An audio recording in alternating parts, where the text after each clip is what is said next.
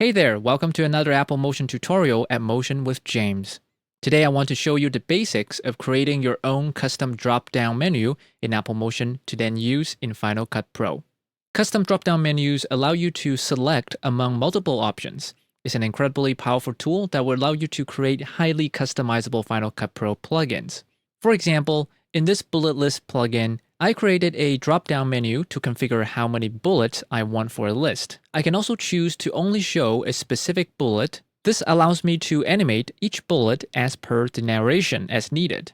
I can also do other things like choosing the visibility of different layers, different animation directions, or completely different animation styles, and so on. It's ridiculously powerful. Now, if you want to do something like this in the Adobe Premiere Pro and After Effects ecosystem, as well as in DaVinci Resolve Fusion, you'll need to know how to write scripts. But in Apple Motion, it's an incredibly easy task to do, and no scripting is required. It's a huge advantage that any Final Cut Pro user should know. First, let me show you where to find drop-down menu in Apple Motion. Here's a blank Final Cut title project, and let's go to Add Object. We'll go to Rig. Over here, under Inspector, you see Slider, Pop-up, and Checkbox. And Pop-up is what Apple Motion calls drop-down menus. So I'll be using these two terms interchangeably in this video. Each of these is called a widget in Apple Motion. You may be wondering, what the hell is a rig? A rig is just what Apple Motion calls a group containing one or more widgets. So for example, a single rig here can contain a drop-down menu, a slider, and a checkbox. If you come up here in Layers, you can see how this one rig or group contains 3 different widgets. I can collapse it or expand it.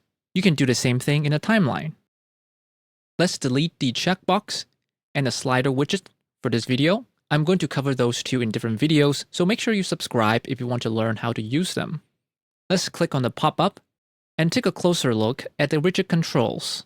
If you click Snapshot 1, you get a pop-up menu, and by default, there are 3.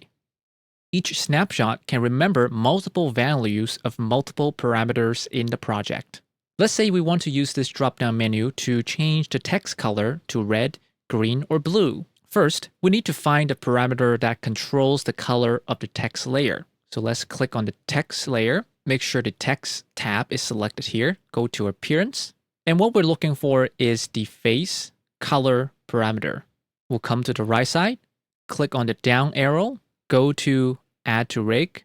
And here you can see you have the option to create a new rig or add to an existing rig. Now, if we come up here and rename the rig to something like text color, I'll do the same thing.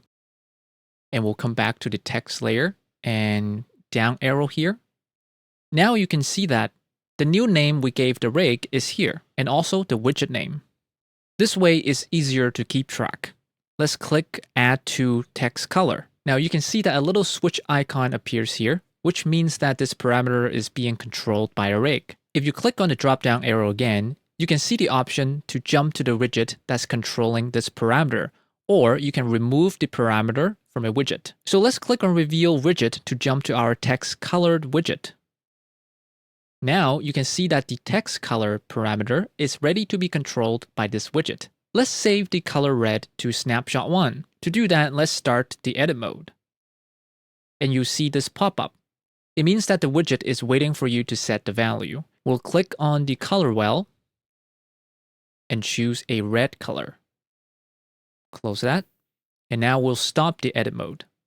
So now Apple Motion will remember that Snapshot 1 should set text color to red. Let's do the same for green and blue. So now, if we choose Snapshot 1, the text will be red. Choose Snapshot 2. It will be green, and Snapshot 3, it will be blue. You can also rename the snapshot. So I will name this to blue. You can add more or delete snapshots with the plus and minus icon. Now, what makes this extremely powerful is that you can actually add multiple parameters from different layers all across the project to the pop-up widget. To demonstrate that, let's create 2 different shapes. Let's click on the Shape tool here. We'll draw a circle. I'll disable the outline and enable fill. And let's pick a nice color. I'm going to add a rectangle next. I'll do the same thing.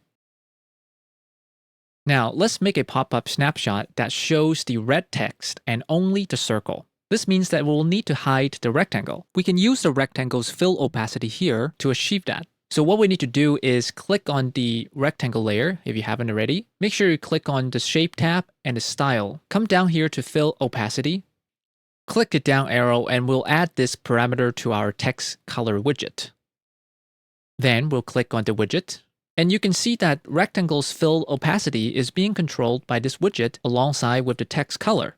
Let's create a new snapshot and name it red text and circle. And now we need to record the parameter values for this snapshot. Click Start to enter edit mode. And now we'll drop the opacity for the rectangle all the way to 0. And then we'll stop the edit mode. Now let's test it out. I'm going to click on the green snapshot. The text is green. And now we'll click on the red text and circle snapshot. And you can see that the rectangle is hidden. This is just an extremely basic example. And the crazy thing is that any parameters you see in your project that has the Add to Rig option can be added to your pop-up widget. So if I want, I can click on the rectangle layer, come here to Geometry, and add the roundness parameter to our pop-up. We'll come up here to our widget, and you can see the roundness parameter is now here. I can create a snapshot and make it so that the rectangle has rounded edges for the red and green snapshots, but not the blue snapshot. So we'll go to red and increase the roundness. Go to green, increase the roundness. And now if I click blue, the rectangle has sharp edges. And if I click red, the rectangle has round corners. And if I click on green, it's also round corners. One thing to remember is that every time you add a new parameter to a pop-up widget, you need to go through all the snapshots and record your desired value for that new parameter for each snapshot. To access this drop-down menu in Final Cut Pro, all we need to do is select the widget if you haven't already, come down here, click the down arrow, and click Publish. Now, if you come over here and click on Project and click on the Project tab, you can see published parameters here. This panel will show you exactly what you see when you use this title plugin in Final Cut Pro. You can double-click the name to rename it. You can test it out. You can come here, click on the down arrow, and choose Review Original Parameter to jump to the widget to modify it further. Finally, for this title plugin to show up in Final Cut Pro, you need to save it. So I'll click Command-S, give it a name, put it in a category, or you can create a new one, and hit Publish. In Final Cut Pro, go to Titles and Generators, find the category you save it under, and you'll see it in there. So mine is here. I'm going to drag it down to the timeline. Make sure you click on the Title Inspector, and here you can see the drop-down menu we just created. Let's give it a test. It's really that simple. That's it for this tutorial. If you learned something new, be sure to hit the like button and don't forget to subscribe. Hit me up with any questions in the comments and we'll meet again next time.